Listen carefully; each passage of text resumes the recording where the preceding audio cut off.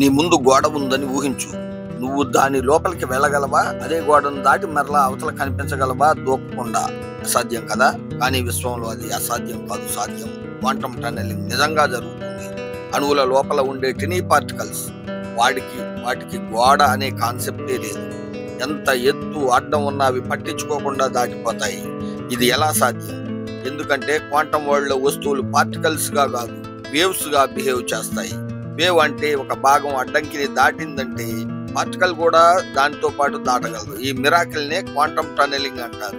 అత్యంత షాకింగ్ విషయం ఏమిటంటే నీ శరీరంలోని ఆటమ్స్ కూడా ఇదే రూల్లో పనిచేస్తున్నాయి.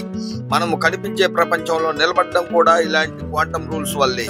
శాస్త్రవేత్తలు చెబుతున్నారు, క్వాంటమ్ టన్నెలింగ్ లేని ప్రపంచం అయితే మనకు సూర్యుడు కూడా ఉండేవాడు కాదు. ఫ్యూజన్ రియాక్షన్స్ వల్లే ఇది జరుగుతుంది. అసాధ్యం అనుకున్నది క్వాంటమ్ ప్రపంచంలో సాధారణం.